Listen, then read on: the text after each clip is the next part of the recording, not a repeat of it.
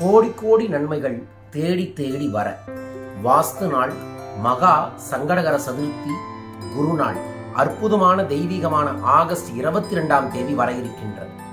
உங்க குடும்பத்துல செல்வ செழிப்புகள் ஏற்பட, குடும்பத்துல இருக்கக்கூடிய காரிய தடைகள் முழுமையாக சரியாக வரும் வியாழக்கிழமை மாலை 6 மணியிலிருந்து 8 மணிக்குள்ள ஒரு 15 நிமிடம் நான் சொல்லக்கூடிய வழிபாட்டை செய்து பாருங்கள். கைமேல் பலன்கள் கிடைக்கும்.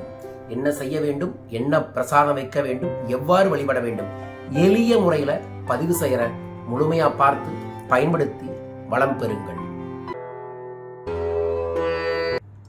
அருட்பெரும் ஜோதி அனைவருக்கும் நன்மைகள் பெருக வேண்டும். வாழ்க.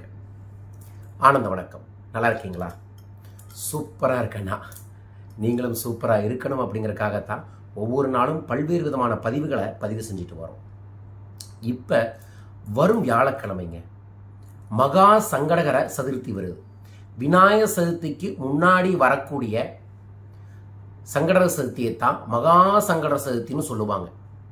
அந்த மகா சங்கடகர சதுர்த்தி இந்த முறை ஆவணி வாஸ்து நாளோட பிளஸ் குருநாளோட இணைந்து வருதுங்க.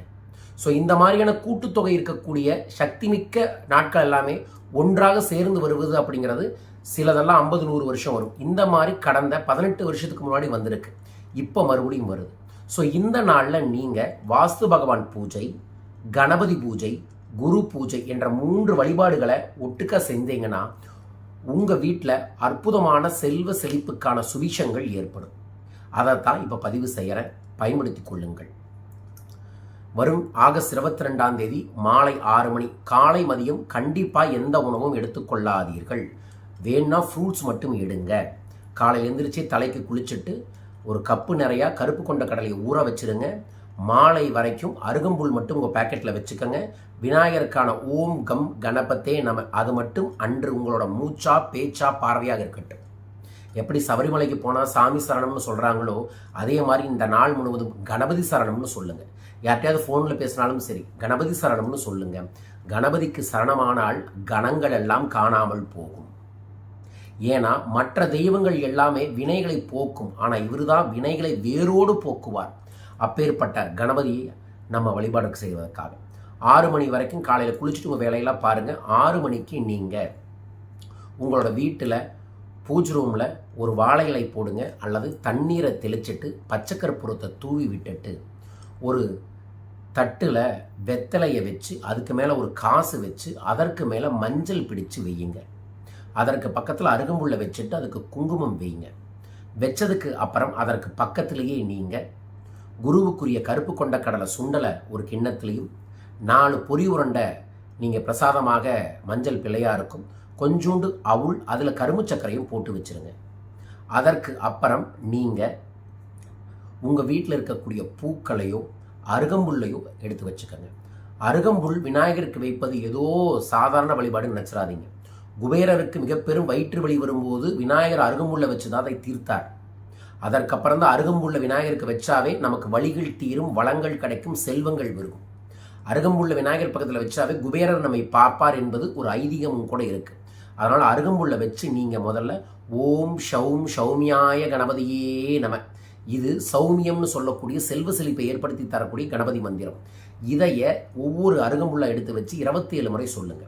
அதற்கப்புறம் ஓம் கம் கணபதே நம, நம்ம மனதை அமைதிப்படுத்தக்கூடிய கணபதி மந்திரம், அதுக்கு 27 அருகம்புல்.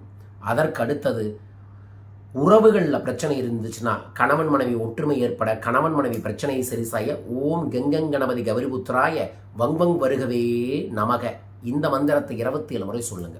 அதற்கப்புறம் பூக்களை வச்சு வசியம், ஜனவசியம், தனவசியம் ஏற்படக்கூடியது.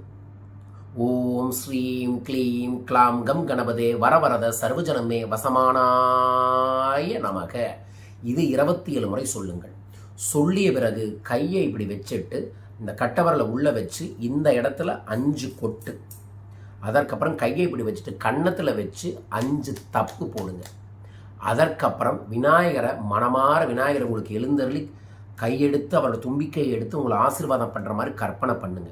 அதற்கப்புறம் ஒரு தேங்காயை உடைச்சு தேங்காயிலையும் ஒரு தீபம் போட்டு அதே விநாயகருக்கு தேங்காயை உடைச்சி தீபம் போட்டதுக்கப்புறம் அதில் ஆரத்தி காமிங்க. அதற்கு அப்புறம் நீங்கள் விநாயகர் அகவல், ஔவையார் வழங்கிய விநாயகர் அகவலை முழுமையாக படிங்க. இதில் சூட்சமமாக வேதங்கள், நாதங்கள், செல்வ செழிப்புக்கான சூட்சமமான வார்த்தைகள் இருக்குது. அதை நீங்கள் படிக்கும்போது உங்களுக்குள்ளே இருக்கக்கூடிய ஆத்மா ஆனந்தப்படும். அதற்கப்புறம் கற்பூரம் ஆரத்தி காமிங்க.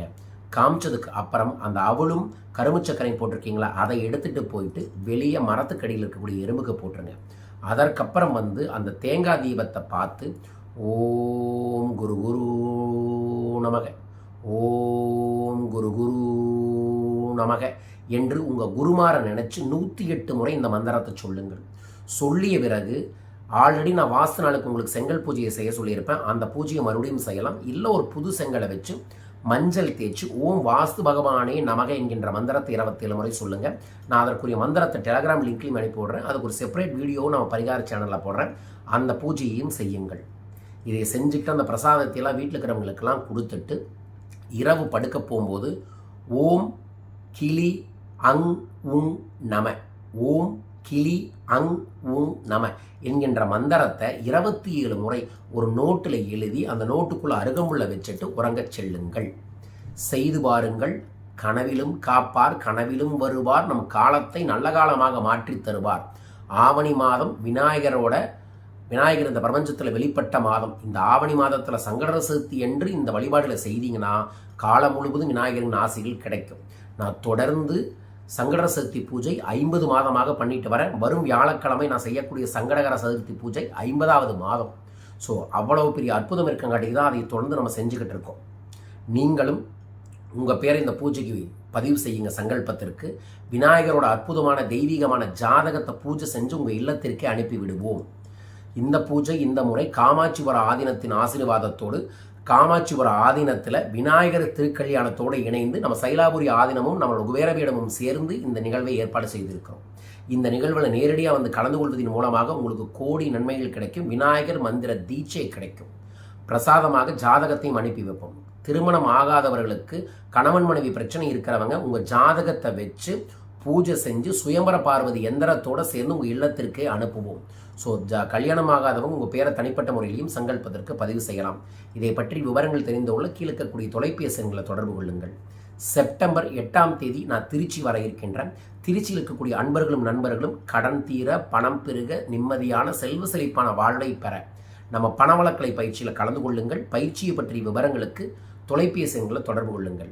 செப்டம்பர் 15ஆம் தேதி பணவளக்கலை பயிற்சி வகுப்பு நம்மளோட சென்னையில் நடக்குது. சென்னையில் இருக்கக்கூடிய அன்பர்கள் அனைவருமே முன்கூட்டியே தயாராகி பயிற்சிக்கு கலந்து கொள்ளுங்கள். அற்புதங்கள் தேடி உங்களை வரும். அனைவருக்கும் தெய்வீகமான மாதமாக இந்த மாதம் அமையட்டும். சங்கடங்கள் தீர சங்கடக சதுர்த்தி ருணகர லட்சுமி குபேர கணபதி யாகத்தில் கண்டிப்பாக கலந்துக்கங்க. என்னையும் நீங்கள் நேரடியாய் சந்திக்கலாம். அனைவருக்கும் அற்புதத்தை தர வேண்டுமென பிள்ளையார்பட்டி கற்பக கணபதியையும் நான் வணங்கும் சக்தி கணபதியையும் மனதார வேண்டிக் கொள்கின்றேன். யார் இந்த வழிபாட்டை செய்ய போகிறீங்க? மகா கணபதி அப்படின்னு கமெண்ட் பாக்ஸில் மென்ஷன் பண்ணிவிட்டு இந்த பெல் பட்டனை ப்ரெஸ் பண்ணி சப்ஸ்கிரைப் பண்ணுங்கள். ஜெய் சக்தி கணபதி.